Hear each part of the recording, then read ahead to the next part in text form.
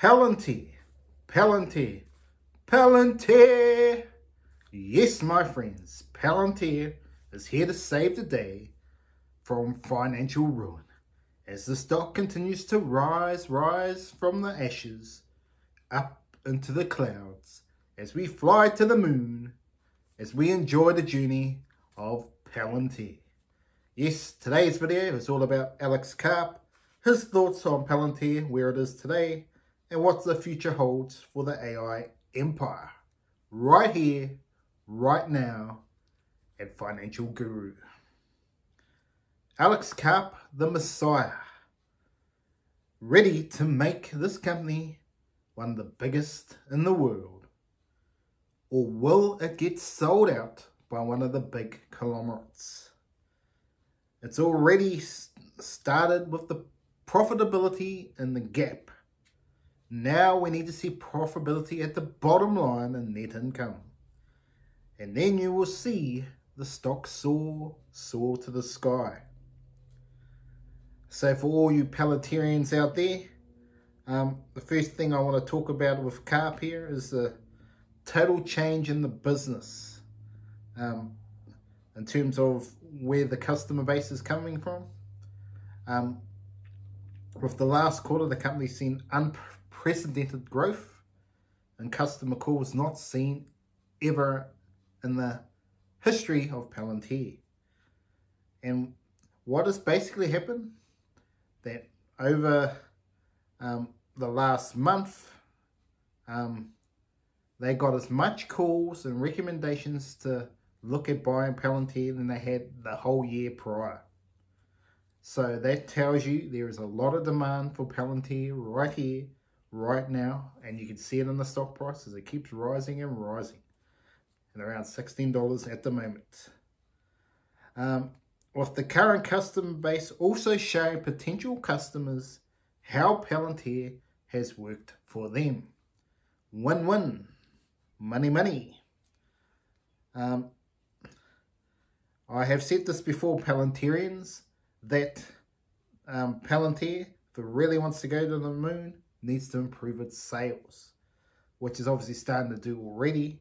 But if they can do more promotion on their brands, with the top-notch Palantirs on their social media platforms, and having someone very charismatic, knows how to sell the product, will help Palantir grow even quicker. One thing Karp said in an interview I don't seem to agree with, and this is something that some people shouldn't use this product for national security. So that's a yes and no sort of question here. Although yes, I agree in terms of you probably know in what countries like Russia using the technology, or other countries looking to take on the US is probably not a good idea. But to eliminate potential customers, to me, is not a good look for the company, and that's why you just need the right sales pitch. Even though you might believe in that philosophy, you don't need to say it. So what Alex Karp is promoting in terms of Palantir is he believes with the product, will make better profits for you, better safety for your business, and overall your whole enterprise will be able to grow and save money by getting the value out of the Palantir network. So basically, trying to summarize that, basically improving someone's business in terms of growth, finding ways to cut costs, the waste management side, where's all the costs going, and where can they save money, where should they spend more compared to the productivity on the field. Yes, on the actual company. Are they spending too much on one thing and spending not enough on another? This is what the Palantir system does. And if you're looking at the bigger companies, say you spend 10 million with Palantir and you get 50 million back, well, that's 40 million that you didn't have before. This is where Palantir, if they can nail these sort of numbers, look out, they could go to the moon. $1 trillion, baby. For you Palantirians out there, is it too late to buy into the business with it being so high? I don't think so. There could be a drop in the near future. There could be a drop. There's a possible recession could be coming. Who knows? But when it hits the S&P 500, it's going to 2x or 3x just like that within a few days. Trust me now, that is what's going to happen with the stock when it hits the S&P 500. And the sky's the limits from there, not financial advice. Do your own research before you invest into any investment. Karp also believes that his product is the best out there. Karp has also seen a shift with the customers saying, should we use Foundry, to how do we use Foundry and AIP in our business today. So it's gone from the should to the how.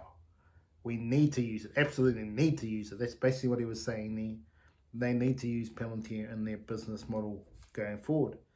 On what's happening with the Palantir here with the commercial business in the US, it's absolutely exploding. And I expect the next quarter from Palantir's financials to absolutely blow estimates away, and the stock price could just keep pumping up from there, just like NVIDIA. So the stock could easily get to $30, and this is before the S&P 500 even comes into play. On the other, if another successful quarter comes in, what do Palantir need to do to continue this momentum with their business and continue to grow more and more shares in the company, more value for the thing? Well, first of all, they need to go big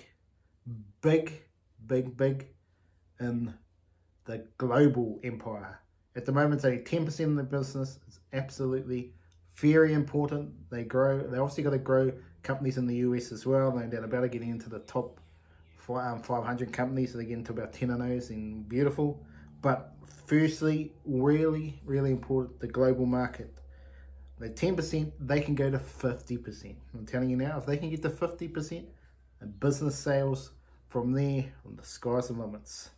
In my opinion, the countries they should be looking forward, even though I heard talks they should not, but to me, the two biggest growing countries are China and India. These are two fastest growing countries in the world. They need to buy in right now. Well, no one else is there. And I know China has their own things, but this is a big opportunity that I think Palantir could take advantage of and be one of the big players in the game if they really want to be world domination. What else for Palantir? What does Palantir got to do? Well, first off, there, folks, obviously Palantir needs to find a way to get more profitable and more revenue, which is obviously going to be, they're going to lift cost of buying the product. They already make billion-dollar deals already. It's huge deals using their things, but they're going to have smaller deals come eventually when they look at the mum and dad environments, the smaller businesses. When they come into play, it's going to be very interesting to see how Palantir shifts. Palantir, a $1 trillion company, as I've spoke before in a previous video. You can go check it out on one of my other videos. But in terms of Palantir right now, where do I see it going? I can see it dropping. It could drop quite a bit from here. It could drop back down to $10. It wouldn't surprise me at all. Just keep buying. I've got a bit of a ceiling for me at this stage. If I was going to be completely honest, I think $20 is where you want to be. So you try to get in as much now as you can. If you got in earlier, like myself and others, even better. But keep buying. If you've just gone into the game, it's not too late. Palantir is going to make money. And Alex Karp is the future of this company. Thank you very much for joining me here at Financial Guru. I hope you got a little bit out of Palantir in this video around Alex Karp and what he thinks of the future of Palantir. And I will be back with another video shortly.